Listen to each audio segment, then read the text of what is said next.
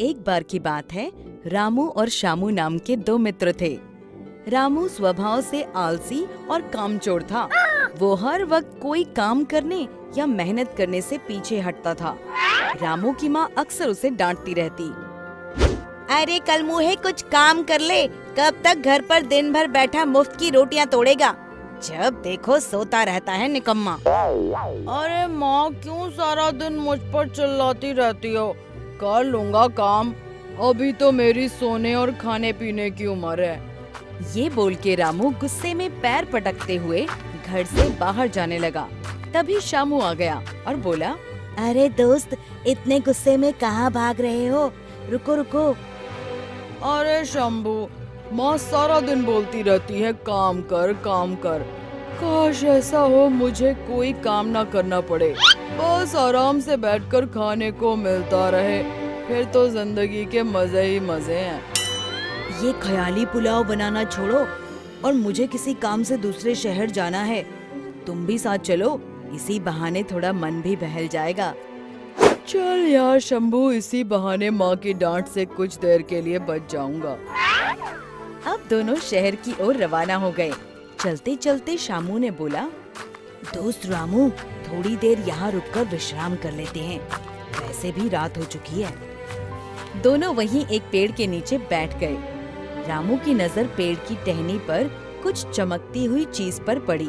उसने बोला, शामू, ये क्या चमक रहा है, आओ देखें क्या है।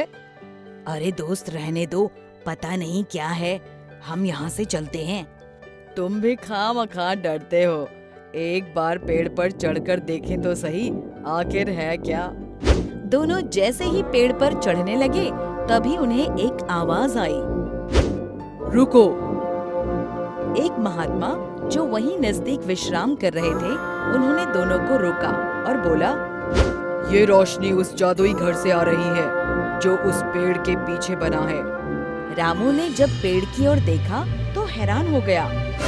जादुई घर, अब ये क्या है और इसमें इतनी रोशनी क्यों है? इस घर की एक खासियत है, इसमें रहने वाले व्यक्ति को कोई भी काम नहीं करना पड़ता और ना ही कोई मेहनत करनी पड़ती है, बस आराम से बैठकर खाओ और सो जाओ। इस घर में अपने आप सब कुछ उपस्थित हो जाता है और वो भी बिना परिश्रम के। रामू की आंखों में एक चमक सी दौड़ गई और वो बोला, सच में महाराज जी, इस घर में रहने वाले व्यक्ति को कोई मेहनत का काम नहीं करना पड़ता। हाँ, बिल्कुल ऐसा ही है इस जादुई घर में। रामू ने मन ही मन सोचा, काश इस घर में रहने को मिल जाए, फिर तो आराम की ही जिंदगी गुजरे, ना कोई मेहनत करनी पड़े और ना रोज रोज माँ के ताने सुनने को मिले। रामू महात्मा जी से बोला, महात्मा जी, अगर मुझे इस घर में रहने को मिल जाए तो आपकी बड़ी कृपा होगी। हाँ, रह सकते हो, पर इसके लिए तुम्हें एक बात याद रखनी होगी, यदि तुमने एक बार इस जादुई घर में प्रवेश कर लिया तो फिर मेरे बुलाए बिना तुम कभी बाहर नहीं आ सकते। अब रामू सोचने लगा कि मुझे तो बस मेहनत करने से बचना है, ऐसे आलीशान जादुई घर को छोड़कर कौन आना चाहेगा जहाँ सब कुछ अपने आप मिल जाता है। दोस्त, ये तुम क्या सोच रहे हो, चलो चलते हैं यहाँ से, देर हो रही है।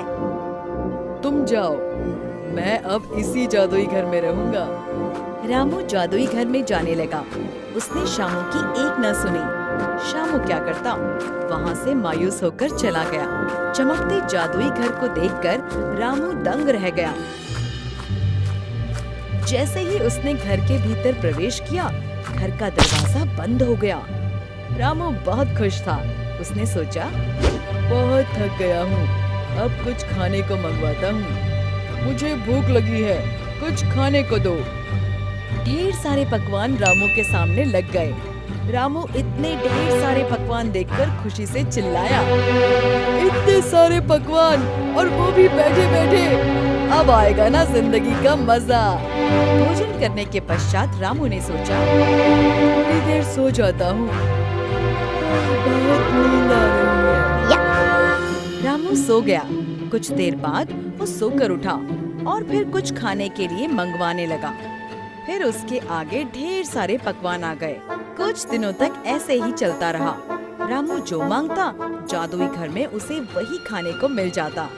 अब धीरे धीरे रामू ऊबने लगा, क्योंकि उसके पास खाने और सोने के अलावा कुछ करने को था ही नहीं। उसी एक घर में खाओ और सो जाओ। उसको समझ नहीं आ रहा था कि क्या करे, पर ये उसकी खुद की इच्छा थी कि उसे ऐसी जिंदगी मिले जहाँ मेहनत करे बिना सब कुछ मिल जाए। पर कब तक आप बिना हाथ पैर हिलाए, बिना पसीना बहाए, कोई काम किए बिना बैठकर खा सकते हो?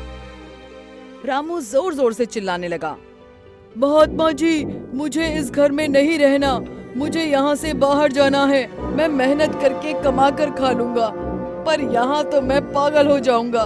माँ, मेरा मित्र शंभू कोई भी नहीं है, मुझे उनके साथ ही रहना है।